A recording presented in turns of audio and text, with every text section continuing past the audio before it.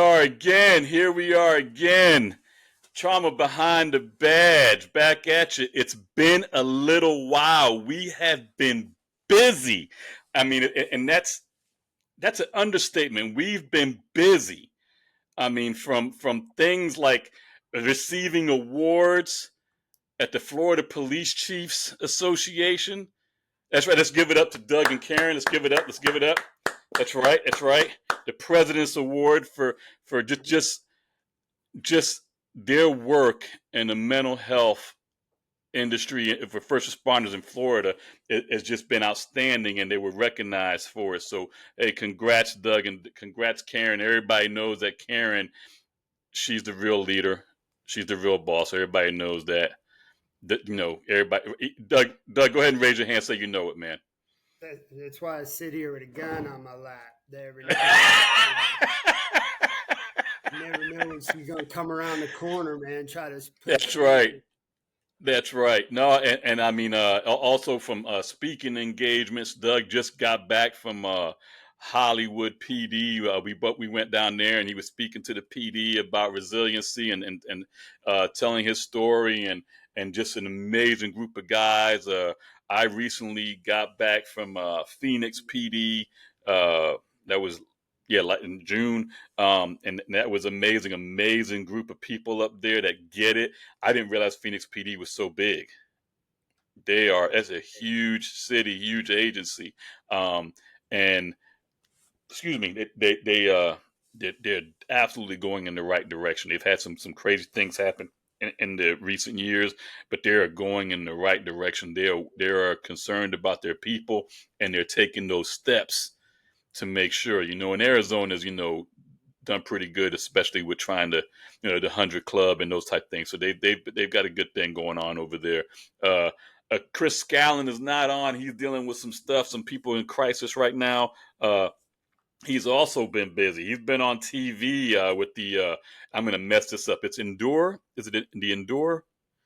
The Endure program with Lakeview, and they're doing a great deal over there with vets and first responders. So, and of course he's dealing with family stuff as well. He's the journeys of the Pexter are always on social media, so that's always cool to see where he's going and what he's been up to lately. So, and our brother Chris Fields is just busy being a grandpa. That little guy is growing. Do you see him now, man? He's got one more year to college, man. He is huge already, man. I think he's 2, Evan, but but they grow so fast, right? So yeah, he Chris with hair. He does, man. I tell you what, it's amazing, just how quick he's grown. Cause I remember the baby pictures. I vividly remember when Chris does his presentation, he has a picture of his grandson. I hope he's updating it, but my picture is when he's a baby, man. Just seems like it was yesterday, and I saw a picture today on social media, and he's running around and just, man, he's just gotten big. And Richie Rich, man, what have you been up to? I'm not even going to, you have been busy burning on, from both ends, man. What's been going on? Yeah. On the family front, I had a kid graduate high school, on top of having a kid home from college. And then he committed to the same college. So we went and did his little orientation, and in between all that, I had 2 trips to Fort Worth to finish up my my obligation to BNSF and their wellness journey for their agency, and then in between there, the good folks in Ontario, California, were very hospitable and welcomed me with open arms, and gave them a couple of days of that wellness journey that Raul spoke about. So yes. They are. So it's Ontario, California. Hey, they do have an airport. They do have an airport. It's an inside joke. Inside joke. I would tell you, and Rich, the only reason you knew is because we had went the year before. But anybody else in the world, you hear Ontario, you're thinking straight to the good old north. Straight Right? going to Canada, it just. And I remember thinking, hey, sign me up. I ain't done this in Canada. I'm in. No. Ontario, California. I mean, there's no such place. And they're like, no, Ontario, California. You ever heard of it, Doc? No, sir. Yeah, Ontario, California. They have their own airport. Anyway, so so and actually a fairly it's a good sized city. I'm surprised I Yes. never heard of it. It's a good sized city. I was surprised by that. Also, Rich, being humble, received an award Yeah, by yeah, your yeah. by your By the department.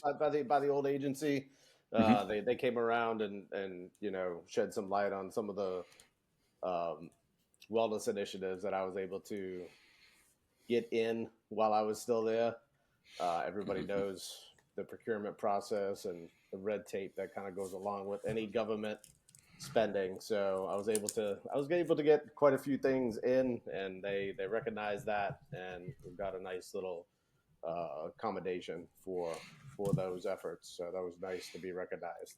Very nice, man. Very nice. So yeah, we've been busy, guys. But we're back. We got a few shows lined up for you. So please tune in and tell your friends about it. And we are excited to have the doc on tonight. Uh, you know, and you guys know the show is about.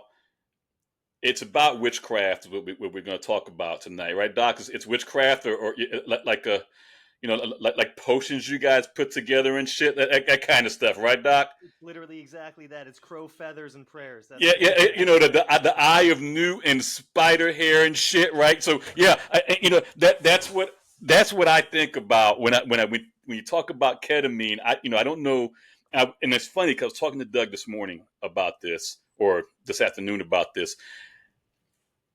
Back in my undercover days, when I was getting out of undercover, ketamine was kind of coming in.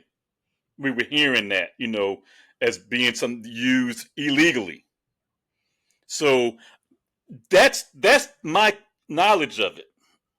That's what I know about ketamine. Then we fast forward to years later and say, hey, it can help us. So before we even get into that, Doc, let's talk about you a little bit. Thank you again for coming on to the shit show. We appreciate you. Dude, it's my Uh, honor. Thank you for having me. It's the you opposite. know, Thank you. Oh no, you came highly regarded and recommended by our good friends at Hooker Hero. My boy Paul Evan Cole is the man, and he said, "Hey, you got to meet this doc. He's the real deal." And we all have those guys, right? And I'm talking. And doc is probably for you too. We all have those people when they speak, we have no more questions. If you say they're good, and we don't really need to hear a whole lot more. But Paul went and told me a whole lot more, and said that you are the real deal, and I need to talk to you. And so, again, I want to thank you. But we talked a little bit, and man, your background's kind of out there. Where are you from, man? Tell us about how you even. Tell me about you. 100%. First of all, your eye of newt, man, you just drop lines from Hamlet, and you think I'm Yes, not sir. going to notice. So I Yes, saw sir. that. Yes, sir. I didn't But know I've been, what the hell I've you been, were talking about. I've been googling that shit all day. That was a Shakespeare line right there. That was Yes, sir. impressive. That was a good one. Thank you. Um, Thank you.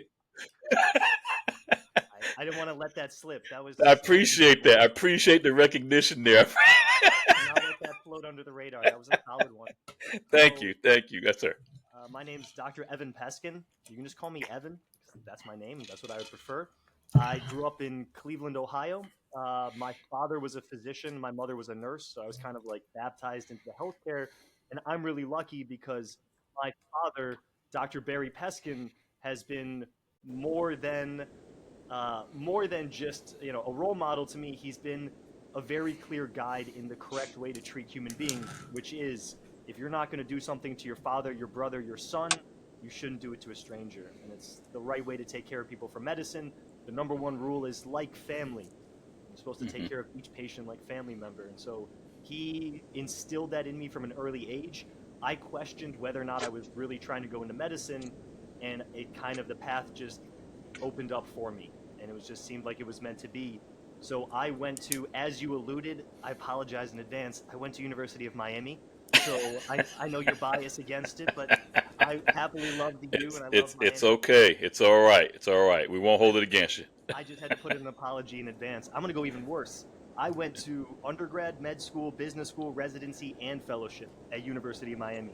So I got 5 degrees in a row. So I have a Wow. slight bias from them. I I'm will admit that. surprised. Hey, Raul, I'm surprised he ain't got some gold teeth and fucking chains. And Chains under my scrubs. You don't see it. and a couple felony charges on him, man. Come on, man. You coming for that gangster story? We're not saying that, you know. What's that? What was that, All Doc? you didn't do a good enough background screen.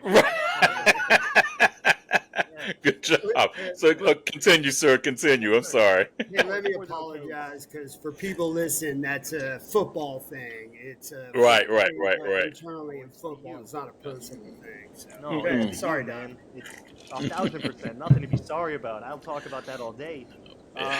I think, Raul, you kind of alluded to it. I have kind of a strange pathway into medicine in the sense that I love medicine because I get a chance to help people who need help. And it's, to me, that's my purpose, why I'm here. The other aspect outside of medicine is I love life outside of medicine as well. I was taught to cook by my best friend who owns a restaurant, so I cook nonstop. I used to perform stand-up comedy. I still, tell jokes a lot. I've learned there's kind of a balance between you can't be a physician and make a dick joke in the same conversation. No, that's not. That's not going to work. You can if you're my doctor. I'm ready, man. Whenever you want to do an intake, we're here. All right. I was trained as an anesthesiologist, but I practice and I'm subspecialized, certified, boarded as an interventional chronic pain physician. So that was really kind of my heart and soul. And I think the question is, how did the road lead me to ketamine, correct? Yes, sir. Yes, sir. In a single conversation with myself as an anesthesiologist, my father as an OBGYN, and our family friend, Dr. Samantha Bebahani, as a psychologist, in one conversation about 3 years ago, all of us, each of us, brought to the table, hey, what's really crazy is my colleagues have brought up to me ketamine. For myself as a chronic pain doctor, it was treatment-resistant nerve pain, treatment-resistant pain. I used ketamine as an anesthesiologist in the operating room, and I was learning kind of about all the good things it can do for chronic pain treatment. My father, as an OBGYN, he had been someone had reached out to him discussing postpartum depression, the fact that it affects 1 in 9 women, the impact of not bonding with your child in what is supposed to be a very happy moment in life, and the ramifications physically, mentally, emotionally, psychologically of struggling to connect with a newborn child was something that was brought to his attention. And then from Dr. Bebahani, it was brought to her attention specifically for treatment-resistant depression, anxiety, and PTSD. So each of us we had a conversation like, what are the odds that someone brought it to you and me over the course of the last week? We each went home, did our own research, and when we came back together, what we all independently realized is this is something that's very exciting. This is something that is truly has the potential to make a difference in people's lives. It's evidence-based. There's research behind it. Ketamine has been studied as a molecule since the 60s. It is extremely well understood. And despite all of that, we each came to the same recognition that on one hand is absolute opportunity to help people do good, change the world, change our fields. And on the other, we have found copious examples of people who do it in a less than reputable way. Doc, now back in the day, what was ketamine used for? So ketamine is a really interesting medication. If you look at the timeline for it, it was created in the 1950s, and it was an anesthetic with some analgesic practices. And in 1962, they actually synthesized ketamine. In 63, it was first patented as a veterinary anesthetic. They just knew of it as an animal tranquilizer. Mind you, this is people's first go-to. is people, when they have some issue or some confusion, they're like, that's a horse tranquilizer. That's the same thing as saying, well, I can't use epinephrine for a heart attack because that's just for allergies. Well, I can't Right. use aspirin for a blood thinner because it's for pain. And, there's a single chemical can be used appropriately in different contexts. So again, initially, in 1963, it was a veterinary anesthetic. And I'm going to use some really good finger quotes right here because in 1964, it was tested on volunteer prisoners. You choose how strong that word volunteer is. I'm going to stay far away from it. But in Voluntold. 66, it was patented to cover human use. So over the course of just a couple years, and in 1970, the FDA in the US approved it. And to be honest, the big push for it was the Vietnam War. One of my mentors, Dr. Saab, describes ketamine as the all-in-one anesthetic. It can be given nasally, orally, intramuscular, intravenous, rectal. All of it works. So back in the 70s, though, when it was being used for, as far as on humans, it was being used for what exactly? The two primary purpose, the first one was in warfare in Vietnam, because you can carry in one vial, in one syringe, something that can be given through any mechanism, any route of administration, and it offered analgesia, pain reduction, amnesia, memory formation was kind of limited, and anesthesia. If I took a knife and cut into your stomach to do surgery, you don't want someone reaching down for that knife or kind of experiencing that surgery. So they carried with them in one vial, in one needle that can be given through any route, the ability to do a surgery on a rice paddy in the middle of Vietnam for someone who was shot, someone who needed urgent care. The important thing about ketamine compared to the other anesthetics at the time is ketamine doesn't lower your blood pressure. It keeps it up.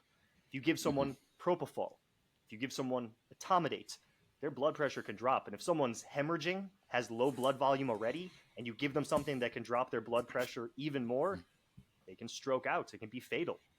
Ketamine keeps the heart rate up, keeps the blood pressure up, offers amnesia, analgesia, anesthesia. It was a miracle, man. It was a true all-in-one desert island anesthetic. So that's really, it made its way into the operating room kind of at the same time as propofol. It wasn't really until the 90s or 2000s that the recognition of ketamine for other indications, including mental health, started getting any attention, any recognition, truly. And Johns Hopkins has done such a phenomenal job of leading the way, of ensuring that I always have the fear in the back of my head that I saw what happened to cannabis, and everyone's personal feelings aside, I genuinely believe there is a medical context, in the right context, for this medication. But it was never a medication. It got converted into recreational sodas and soaps and creams, and it became so commercialized that any actual chance for medical value has been so diluted, so tainted, that you're constantly playing catch up. I want to make sure the same thing doesn't happen to ketamine. I can stand behind strong randomized controlled trials, evidence, science, data, physiologic understanding of why this works. And my goal is to be steadfast in making sure it does not become recreational. Unfortunately, I have found in my studies, but it has been recreational, right? I mean, because that's part of it. So again, educating a guy like me, and and it's funny the way you said that in the 90s and in the early 2000s is when it kind of came, because I got out of undercover in 98. And again, that's I remember hearing ketamine, but it was just a recreational drug that was being used out there, and we were like, it's a freaking horse tranquilizer. So like, how did that go? Because you're saying they were using it as a horse tranquilizer and it was an anesthesia. So yes, sir. How does that move? I'm going to say that you guys would probably be pretty in agreement that I say human beings find a way to alter their consciousness is what I'm going to go with. And I'm just going to leave it at that statement. Yeah, that's good. That's good. That's good. We're good. We're good. So 100%. in the United Kingdom, ketamine is extremely abused as a recreational drug. For a fact, well recognized, to the point that I think it's something like 1 in 4 teenagers has done ketamine at some point recreationally or in a club setting or something along those lines. Okay. But simultaneously, if you were coming to me for a surgery as an anesthesiologist and I put ketamine into your IV so you didn't have pain after someone replaced a shoulder or, put a screw in your spine, nobody's going to say, I'm sorry, man, like you shouldn't have used that fentanyl. That was super inappropriate. But somebody taking that fentanyl out of the operating room and doing it in their car or in a recreational setting, none of us are going to argue that that's inappropriate. So I would say, again, ketamine is not the issue. It's how it's being abused and how it's being painted. But it goes back to the perception, right, Doc? So, like, Yes, sir. everything that you're saying, it goes back to, the initial perception. If you, like Raul was saying, back in the late 90s, back prior to my service to this country, I may not have been around certain individuals that may have dabbled in those. I never heard a more hypothetical sentence ever. I tell you what, my God. Mind-altering events. It was me. It was Doug. It was Doug. But going back to that, like, it became the potty drug, right? Everybody kind of put it in that terms for raves and, the infamous, K-holes and all that stuff, and all the negative stuff that you're talking about, Doc. And probably no one even knew about all the good that it was doing 20, 30 years prior, right? Why would you? Right. So if you're not actually in the medical field and don't know what the medications do for you, and all you are doing is, breaking into veterinary establishments to get your hands on some stuff so you can potty it up, at the club, like that. That's the perception. And I think, to your point, Doc, with cannabis, now with ketamine and other medically assisted ways to combat PTSD, trauma, depression, anxiety, we kind of fall victim to our own bullshit. So I got two questions here, Doc, and first being, how do we go from anesthesia use to now using it for mental health? How'd that transition happen? I'm just for anybody listening. Go ahead, Doc. 100%. So we'll start with just that, how it kind of transitioned from the operating room to interventional mental health. So I want to preface something that's extremely important, which is... Boy, there's been a whole lot of prefacing here and hypothetical shit. Go ahead, Doc. You know Go ahead. Anybody who speaks in absolutes may be lying. So I am a physician, man. Anybody who promises you a golden bullet is a marketer or a liar. I am not promising any golden bullet. I am saying we've been fighting wars with the same tools for forever against depression, against PTSD. This is something that hopefully can offer something new. Right. So how it transitioned. I am going to say something that's very important and I think needs to be verbalized.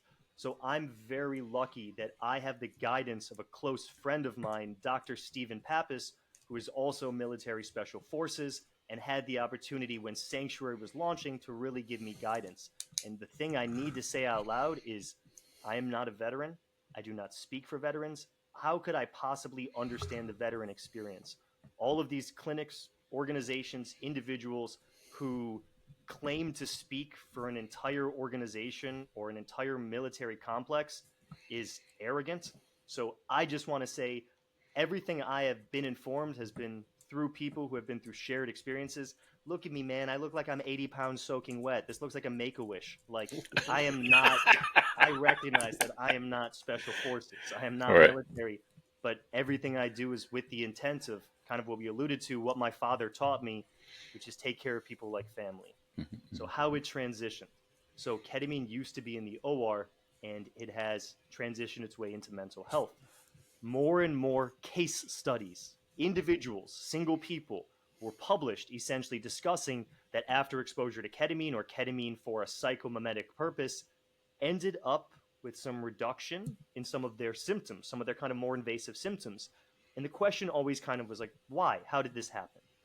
So most traditional antidepressants, medications that are intended for interventional mental health, really focus on symptoms. They don't Hmm. fix the underlying problem. It's kind of like being in a burning house and being like, someone turn on a fan. Like Hmm. you're missing the little bit of the Hmm. focus here, man. So what ketamine does is, without going into, there's multiple different chemical ways theoretically it acts, primarily NMDA receptor antagonism, but the important thing that it does is it creates synaptogenesis. Synapto is connections between the nerves, the synapses. Well, you Gen- better have explained that shit. You lost me at that. Go ahead, man. Keep going. Got you. I've broken that down. We're going phonetically. I'll spell it out. We're good. Synaptogenesis. Okay. Synapses are the connections between the nerves and the brain, how your nerves and how the neurons actually speak to each other. Hmm. Genesis is creation of. So it's Hmm. creation of new connections between nerves and the brain. Compare that to the studies they've done in people with treatment resistant depression, anxiety, and when they do post mortem imaging and studies, they find decreased synapses, decreased connection between nerves of the brain. Hmm. So more and more evidence began piling up, first as case studies, then as randomized controlled trials, actually studying, a placebo versus a medication, and then meta-analysis, grouping all these studies together to make the most informed decision, kept supporting that ketamine isn't just symptomatic control. It actually is starting to change and address the underlying problem. And actually, I mean, the cool thing is more and more attention has been paid to it, to the point that the chief psychiatrist at Yale in 2019 essentially was talking like, when you take Valium, Valium lasts while it's in your system. When it goes away, not only does the anxiety come back, but you can get rebound anxiety. Ketamine triggers reactions in your brain that enables new connections to grow. So it's the reaction to ketamine, not the presence of ketamine, that gives its results. Ketamine is only measurable in your bloodstream for a certain amount of time, and then it's gone. But the impact, the changes, have been found to be long lasting and significant. So I think kind of what you just said is that it's always helpful to have a simplified, non-medical, non-chemical, non-scientific explanation. This is So, not. so Yeah. I mean, you're telling me this is a miracle fix drug. I mean, it sounds to me like I just go, hey doc, go ahead and give me the ketamine, and I'm going to walk out and go forth and prosper. I mean, is that what we got here? Is that the You're gonna magic? gain The pounds, magic? 6 inches taller. Yeah, No, yeah. I definitely mean, not, man. No, you no, shoot it in my spine and give me 3 more inches, man. Yeah, exactly. I mean, that's exactly. miracle drug. I didn't Man, say anywhere else. I said my spine, right? Yeah, yes. you're gonna ruin my joke like that, man. I Come on. was right there. It was right Yeah. there. But I mean, you're telling me No, it fixes it. It's a miracle drug. under no circumstances. You know Definitely not. what? So I Doc, is there a certain? I'm just playing off of what you kind of gave us the Doc version of Yes, sir. what it does. So you basically helps activate. I can't remember what it's called. It begins with a G. It's synaptogenesis. It grows neurons in your brain, helps with, through multiple different mechanisms, multiple different chemical pathways, That's right. increases the growth and talking of the nerves in your brain. So instead of, in other words, people that are depressed, they tend to go apart. This kind of regenerates them and gets and binds them. So it's more like, so the best example that I've ever heard, and I love this, is the snowy hill analogy. You take a sled to the top of a snowy hill, slide down. You're just going to follow the path that you're going to follow. You might go left, you might go right, you might stay in the center, but you're going to create this path. Pick up the sled, go to the top of the hill. The second time, more likely than not, you're going to follow that path you started to wear into the snow.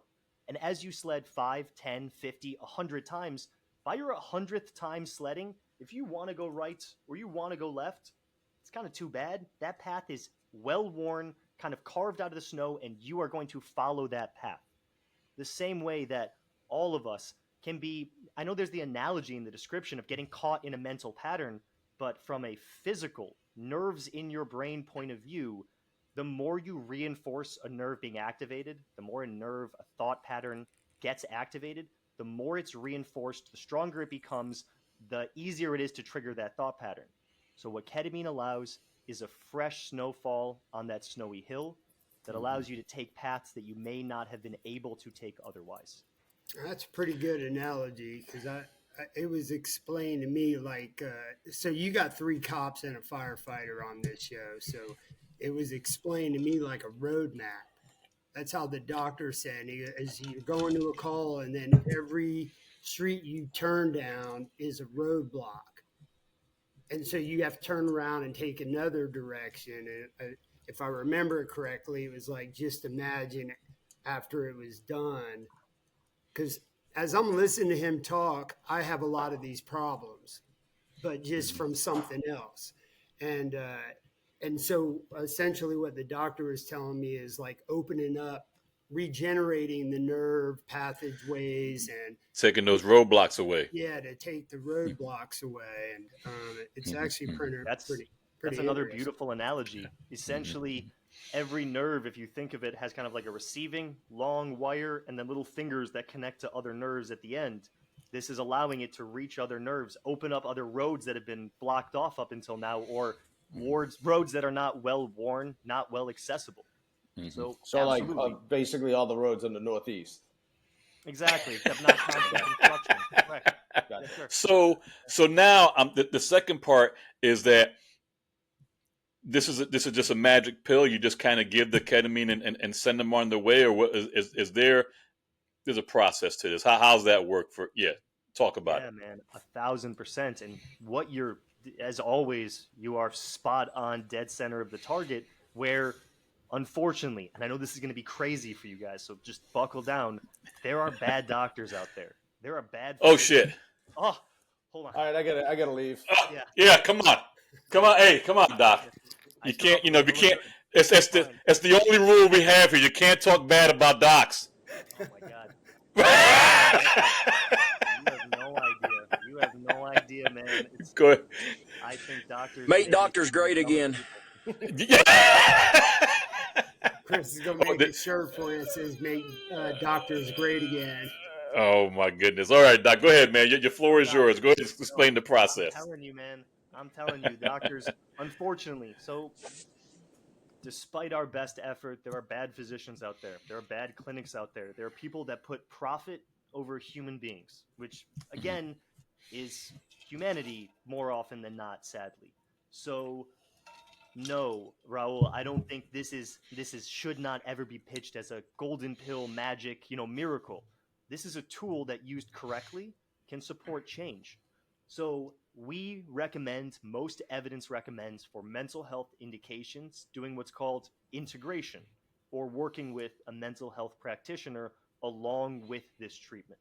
Ideally, people who are experienced with this treatment understand what to expect and can talk you through expectations of the treatment, expectations for afterwards, side effects, everything along those lines.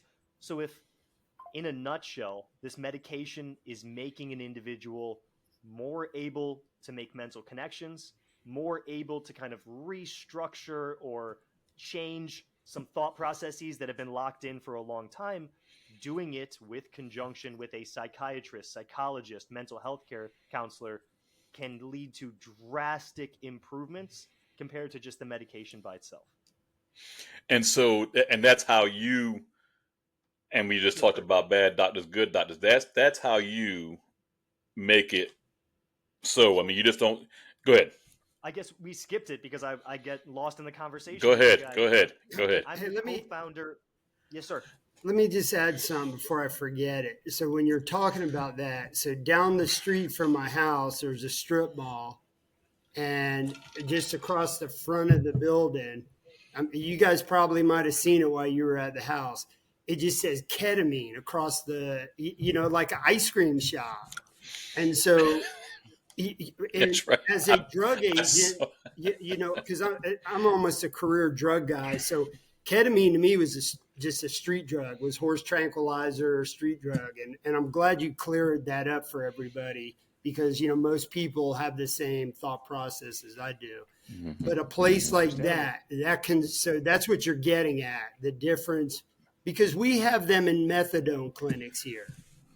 They're putting, what was the term used, Doc? Profit over humanity.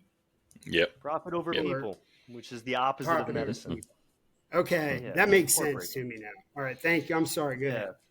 No, absolutely. And that's, I mean, I can tell you that I'd rather not, but I can name a clinic in California who's treating writer's block with ketamine, like it's a medical diagnosis. There are places. So, kind of what I was alluding to is I got excited when I was talking to you guys. So, I'm Dr. Evan Peskin, but I'm the co founder of a physician run, physician managed ketamine treatment center in Boca Raton, Florida, called Sanctuary Healthcare. So I can tell you from personal experience, we have had patients come to us at Sanctuary who said, all right, let's see. One is a special force veteran who came to consciousness in the back of a taxi after receiving a treatment. We have a patient who was given her car keys less than 5 minutes after her treatment completed and crashed on I 95.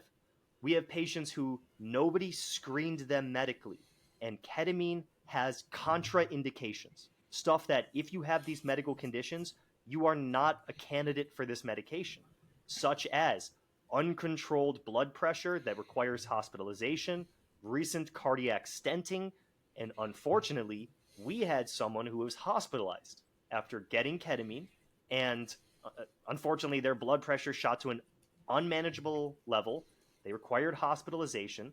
And so the person who was originally treating them never asked their medical history, didn't go through their medications, didn't ask their surgical history. Their entire medical clearance was, does your visa go through? It does. Excellent, you're a candidate. And that's abhorrent. Horrifying, man. So that is kind of what I'm alluding to, is that there are bad Mm-hmm. actors out there. And all it takes is killing that person who had the uncontrolled blood pressure, the person who drove essentially straight from the operating room, straight with an anesthetic in their bloodstream to crash into a family. Something like that happens, and it doesn't matter the good we've done for other people. It doesn't matter the evidence for PTSD. It doesn't matter for chronic pain. It's gone. So I am trying to be a steward to make sure that this is done in a safe, supervised, professional way. This is not recreational. We're not here for fun. We're here to treat people who need help.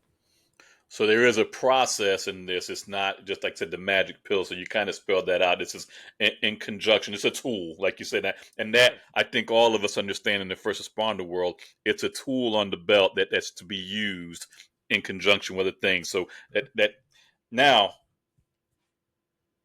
and we talked a little bit about the shit doctors, but and this reminds me of the weed game. And you guys get this, but is there shit drugs out there? In terms of the ketamine itself, And the ketamine itself. so I would say yes. I would say there's, because of this boom, there's been like a decrease in supply, an increase in demand. Some places are compounding pharmacy, which is more questionable. I Mm-hmm. think something else you may be alluding to, which is a really big conversation that's inevitably going to get me murdered by Big Pharma, is the question of Spravato, or the nasal spray. So we had talked Yes. about that as well. Yes. And Yes. I'm happy to crack that can whenever you want. But Let's get into it. Let's get into it, Doc. I mean, because it all kind of goes hand in hand. We're talking about, and I don't want to, I can't steal your thunder because it's a lot to say, but the difference in the chemical makeups yes, sir. and the different ways to take it in reference and this is different stuff that's out there. So yeah, go into it. Let's talk about it. So Keep it. that's Keep in mind, yes, Doc, sir. like a lot of our viewers are working cops and drug aid, and like you're teaching me something. And, I thought I knew everything about drugs, but this is yeah. Let us know. We need to hear Mm-hmm. the makeup of this. Awesome, man. I mean, 1,000%. So I'm really lucky because at Sanctuary Healthcare, I'm an anesthesiologist. All I did was get grilled my entire career on how drugs work, who they work for, what system, what's safe, what's not safe. That was my entire life. And then our co-founder, Dr. Samantha Bebahani, she's not just a psychologist. She has a master's in psychopharmacology, or the medicine in mental health care. So I'm really lucky that we've got a good team for this. So what I'm going to express to you now is my medical and personal opinion, and there are Mm-hmm. people who are going to disagree with it. Okay. So Ketamine, like I kind of alluded to in the beginning, can be administered through various different routes: intravenous, intramuscular, oral. So there are clinics out there who choose not to do intravenous. They chose to do intramuscular. They choose to either do oral tablets under the supervision of a physician, which is at least understandable, or unfortunately, there are large companies who mail multiple dosages of ketamine to people's home to do at home, which I have my own personal opinion about.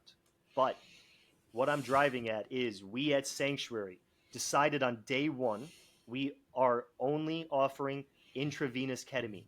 And there's multiple reasons why. I'm going to go with these 3 reasons are the primary reasons. Number 1, bioavailability, which means how much you give compared to how much reaches the target where it's supposed to be going, the brain. If you give something orally, 15 to 25% reaches the brain. You give something nasally, it's like 20 to 30%. You give something intravenously, 100% that goes in the vein makes it to the brain. So 100% versus questionable 20, 10, 15%, as well as there's really ridiculous evidence out there that shows that even people who have used an inhaler for asthma their entire life still do not get consistent dosing, still do not get the entire dose. So compared to IV, it's going in the IV, it's making it into your bloodstream. Compared to nasal, as you spray an intranasal spray, you hope you get as much as possible. I've had to take care of a wonderful young lady comes to my mind who at age 19 already had 40 plus surgeries under her belt and lived with a nasogastric tube in to the point that she has no mucous membrane in her nose anymore, so nothing gets absorbed. So she had nasal ketamine forever and it never worked for her. It just dripped down the back of her throat and essentially was oral ketamine. Mm-hmm. So 1, how much you give compared to how much you get. That's a reason why we do IV. Number 2, safety. Again, my number 1 job as a physician is do no harm. Is I'm trying to help, but at minimum, even if I don't help, I don't want to hurt anyone. Dude, you guys have been talking about grandchildren and kids and people you take care of and you love. If I did something that took Rich from this planet, it's unforgivable. So safety comes first. Yeah, you'd be fucked. If you haven't, let's say you do. Say it again. He said you'd be fucked. So that's fair. I was told your wife would beat my ass. So yes, right. That's more than correct. True story. Yes, sir. I apologize to her for even the theoretical. For safety, if you give someone intramuscular, and let's say you find out right at that moment that they're allergic to ketamine, like you better have stuff on hand. You better be ready. Somebody gives someone ketamine and they just start throwing up nonstop. Like you hopefully you have something ready. If you have an IV in place, the amount of time between a symptom and treating that symptom is seconds. If you don't have an IV in place and you need for horrible things when the worst case scenario can happen, allergic reaction, cardiovascular event, heart attack, stroke, trouble breathing, you want to have everything available on hand to help someone and keep them safe. You're doing that at home? Again, strong opinion that is not medical therapy. That is where we bleed into recreational. So personal opinion, yeah. So in reference to, and there may not be any studies, but in reference to the nasal and the oral, is it somewhat effective? I mean, is it helping them a little bit, or I mean, is there anything on that? So I am one. I see you smiling like you're about to jump out your fucking chair. I always like to say I'm high strung, but not high stress. Yeah. I just vibrate sitting still, man. My lucky life. So do I, literally. Go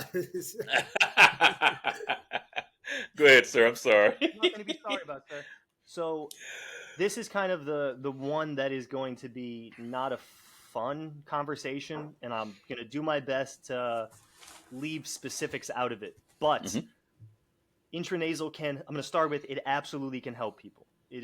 I've seen people that it has had symptomatic improvements. I am not, again, I'm not a marketer or a salesman. I'm here to try to talk about a subject that I'm passionate about, but I'm a doctor first, and we can talk about the risks of ketamine. We can talk about the side effects. I can tell you about all of that.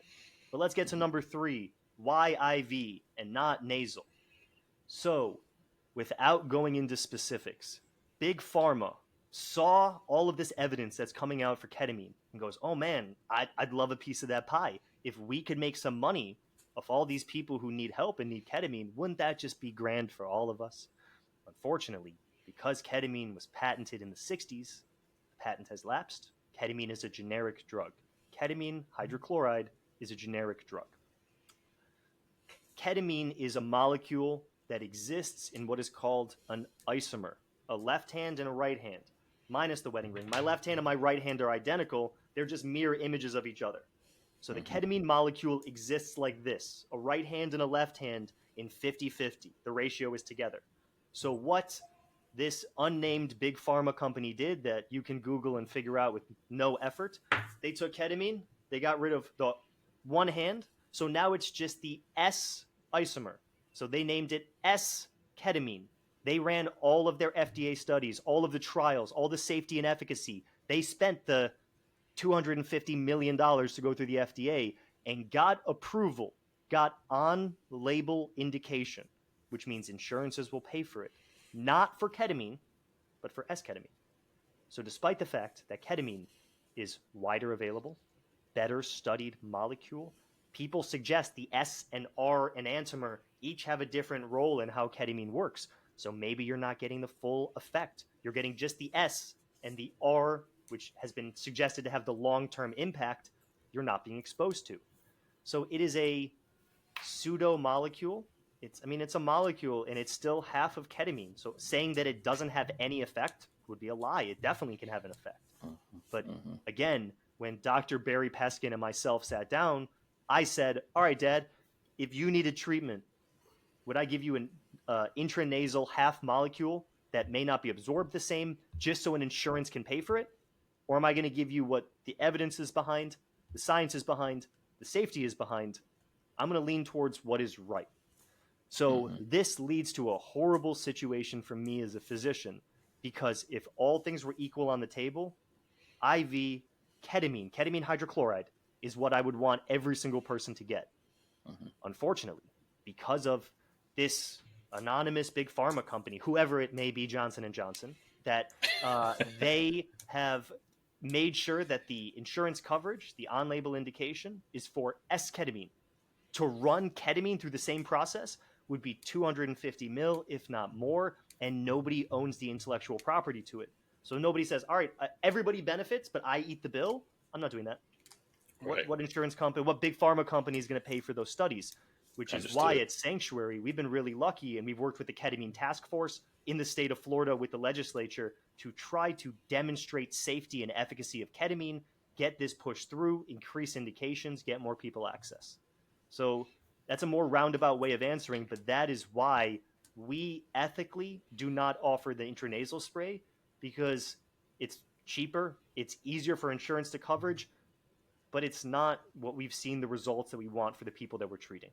So we made the decision that we have to do what is right, not what is easiest to access. Wow. That's and that's so. And I tell you, the first time we spoke, Doc, and you kind of threw some of this shit at me, and I went to one of my people and said, "Hey, man, is Doc full of shit, or what's going on?" I could not know, and you hit it right on the head. I mean, every place I've looked to say, if you take the shot, I shouldn't say it like that, but if you're taking the shot, you're gonna get a better benefit, But I see those oral tablets. Is that the way they say it? The tablets. I see that everywhere, and you're saying that's even less effective. Well, it's kind of like six of one, half dozen of another, because it's oral. Theoretically, it's oral ketamine hydrochloride. It's actually the molecule ketamine, but the absorption's not going to be the same. Be honest, man. Raul, if I was taking care of Doug, would you want him to be getting an anesthetic at home, Right. in his lounge chair? Like, who knows what time of day or night? I don't know what he's ate or drank.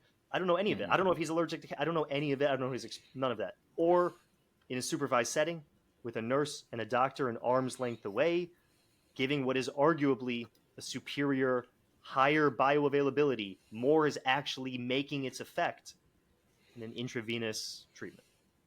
So And is one yeah, of the effects from, well, because I've only had one experience with ketamine, and it's a pretty wild story. I think Raul knows it, of a kid who took ketamine hmm unsupervised. And so my question is, if you, even on the oral stuff, is it one of those things that will make you go to sleep or tired or give you an effect like that? Or does it just you take it and go about your business?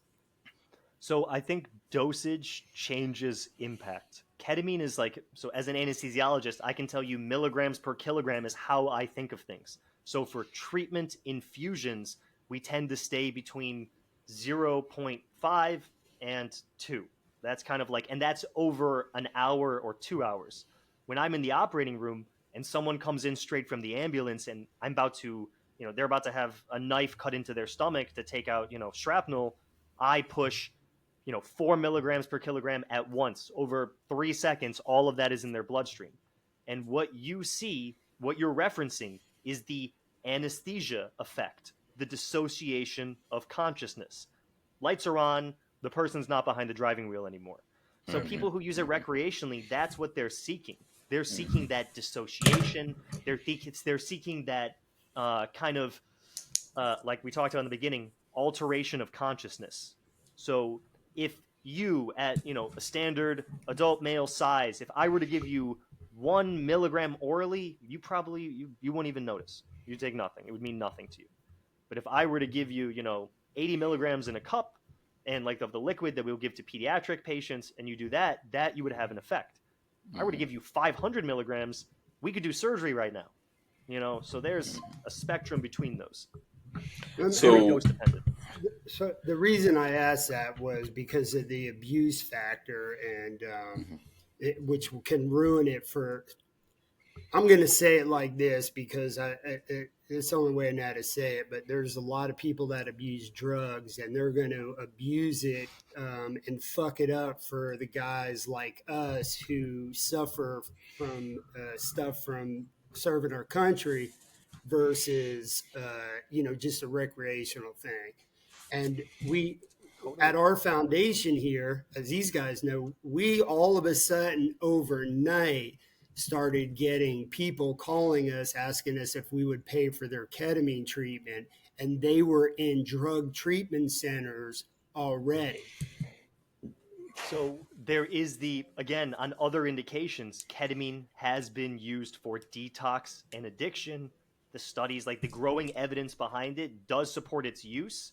That being said, I like stuff that has more copious research behind it. I've used it a lot with depression, anxiety, trauma, chronic pain, uh, addiction, usually not in active detox. It's typically an associated supportive therapy for long term remission rather than at the moment of detox. Now, you see what he just said? This was the question I wanted to, that was the answer I wanted to hear, because if you're getting a phone call from somebody who's already been in treatment and now they're 4 weeks out and they're wanting ketamine treatment through the drug treatment center, I see like an abusive thing there. I'm trying to educate myself in this whole picture of what he's saying.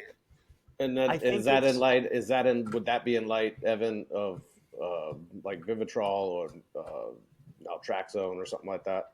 so the issue is it depends what the addiction treatment is. Was it a narcotic? Was it a benzodiazepine? Is it, something like, is it an alcohol abuse? All of those situations shifting. So what you're talking about naltrexone is an opioid antagonist.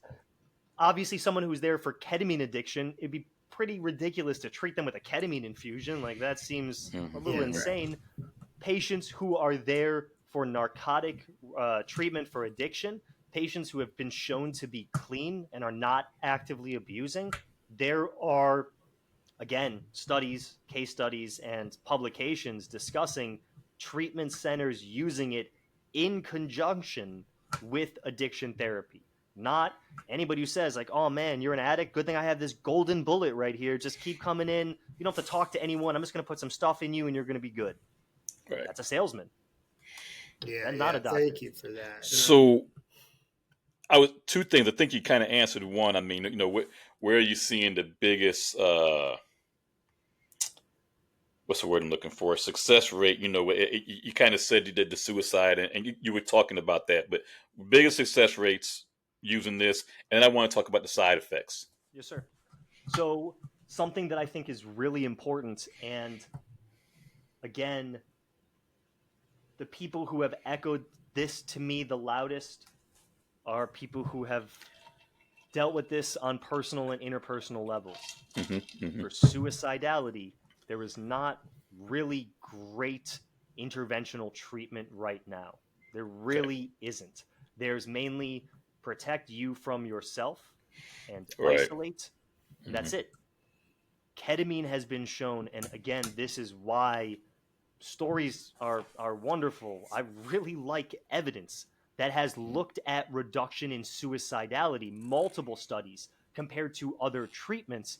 So the two ones that come to my head, there was a study in 2022 that was in a hospital in France that for patients who were actively, acutely suicidal, reduced, I think, in 2/3 of patients within 3 days of a treatment. Their active, measured suicidal symptoms had been statistically significantly reduced with one dose within 3 days.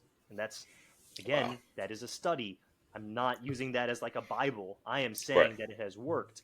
And another study looked at after a single infusion, a 50% reduction in suicidal ideation that lasted for 8 weeks.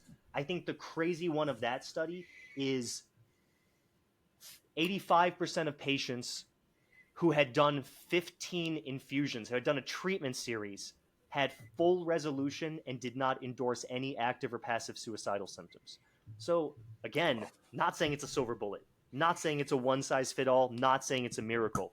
I am saying from Dr. Stephen Pappas, who worked at the Chicago VA, who saw firsthand and is passionate about the medication that is used for antidepressants, or for PTSD and for suicidality, are antipsychotics, which can lead to horrifying permanent side effects. And I wish I could capture a fraction of his passion about this subject, because he saw, and if you're against a rock in a hard place and you risk losing someone, it's, we're grasping at straws.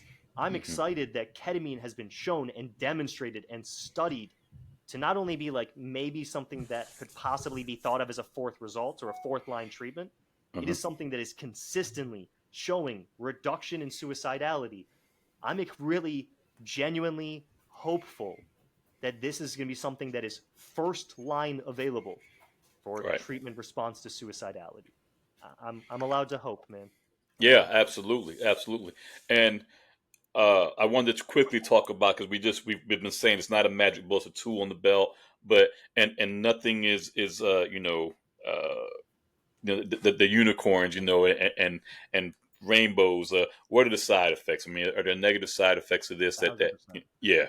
10,000%. Again, for the record, if you guys see a physician for anything under the sun, from your primary care to a pulmonologist, if they're giving you a med and do not discuss RBA, risks, benefits, and alternatives, then it's unfortunate, because that needs to be discussed. So let's talk about the risk for ketamine. There's 3 that are most relevant.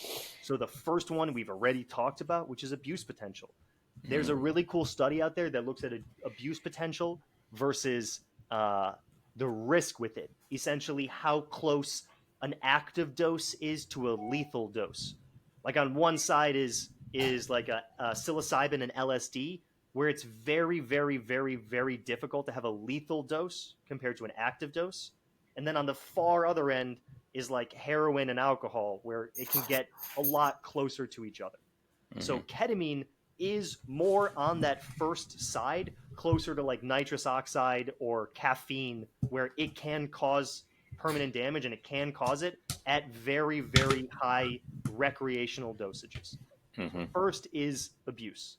The second one that is the most common, and it's side effect is accurate, but it's really expected. It's kind of like a typical effect of ketamine.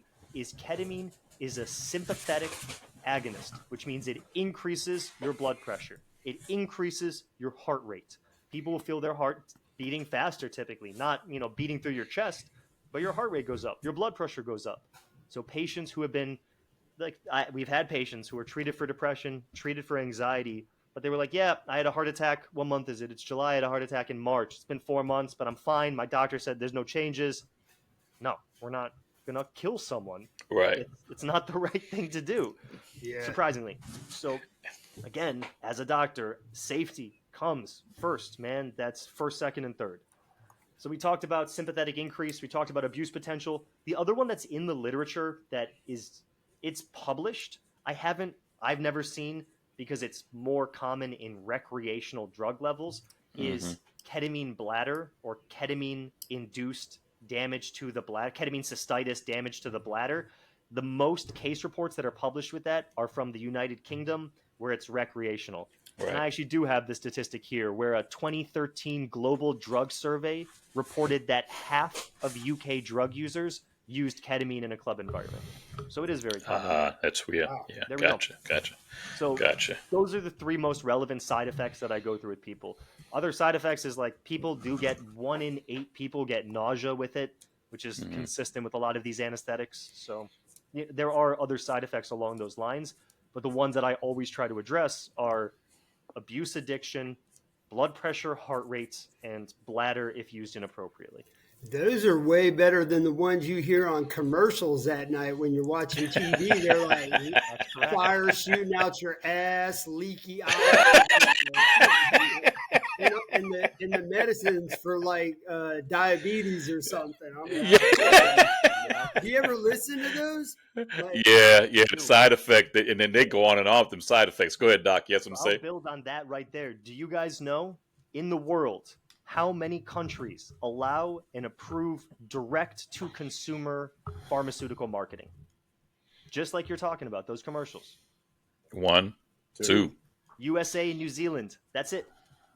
No other country you're going to get commercials there ain't for but 4 people on New Zealand anyway. So. If it's not affecting Kyle, Sarah, Dave, and Tom, then we're fine for New Zealand. That's it. Right.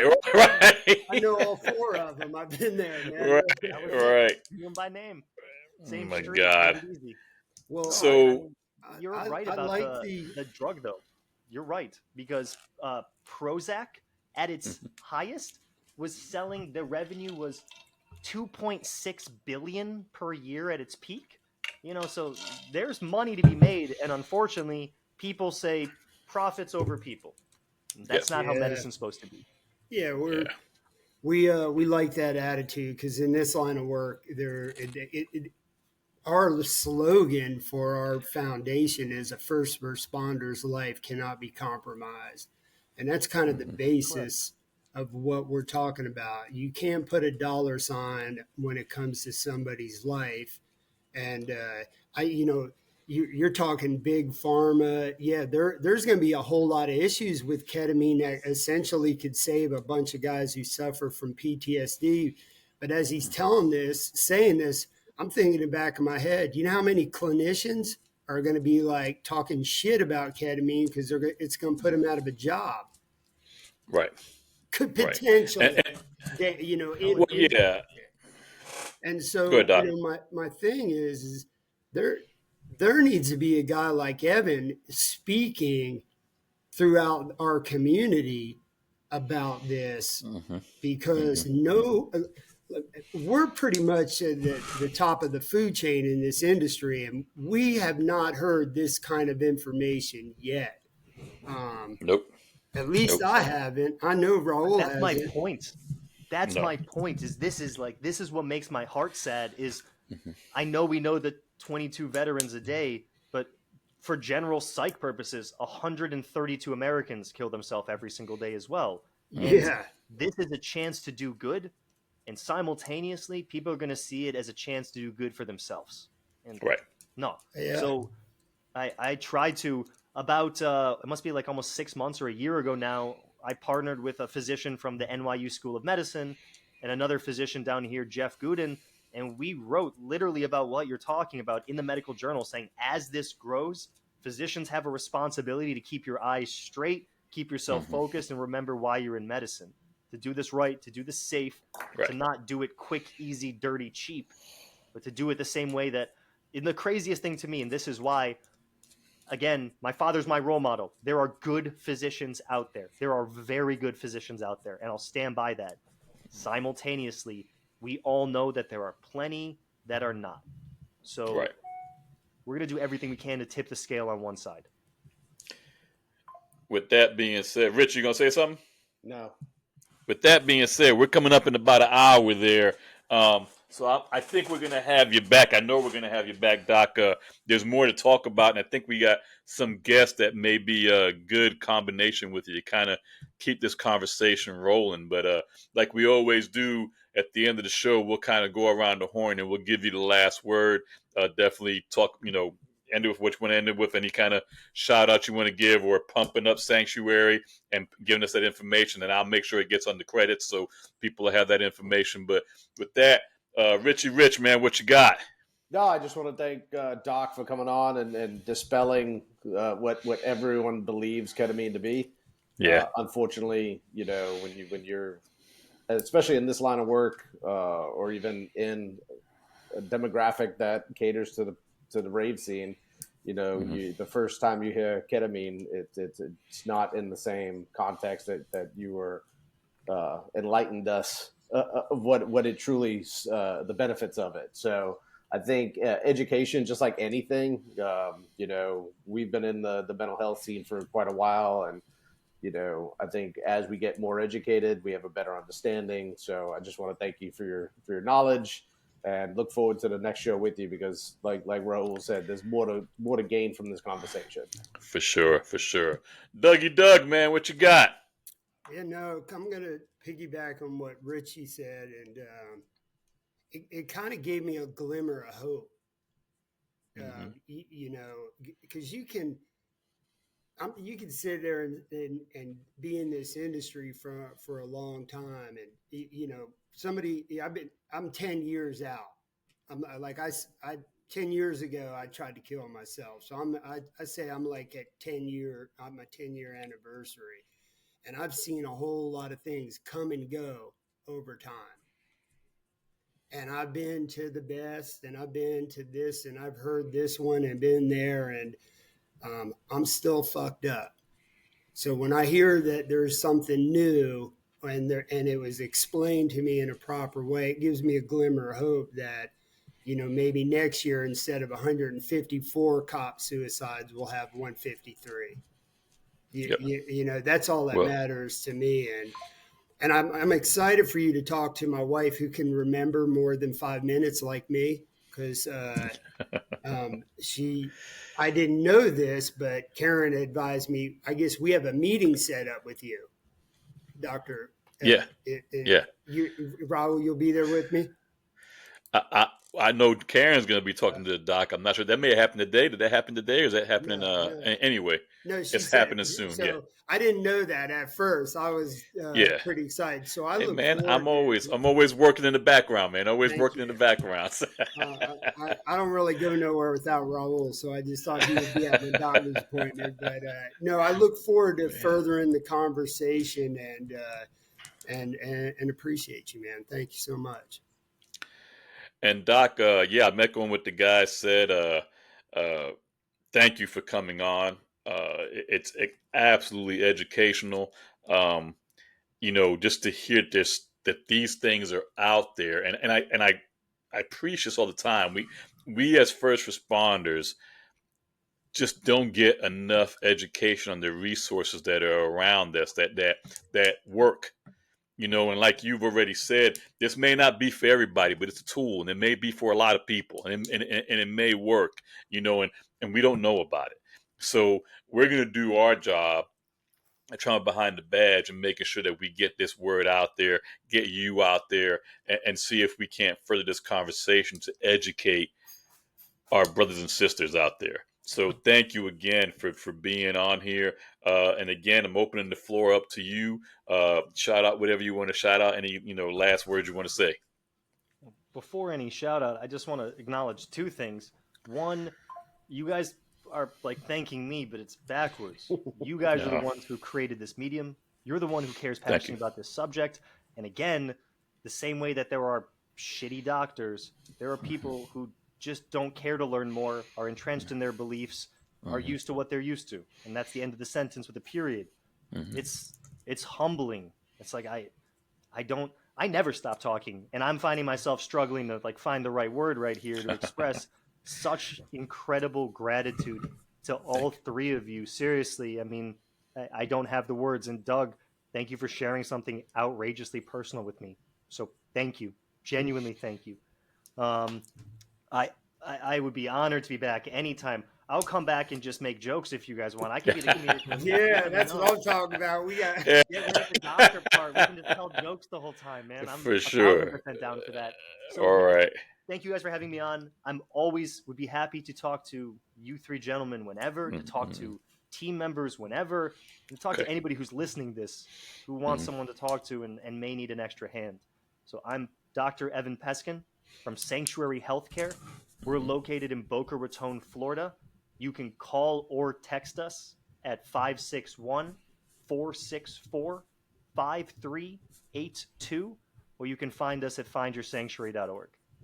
So, again, from the bottom of my heart, man, thank you guys for being beyond welcoming and really embracing. So, thank you.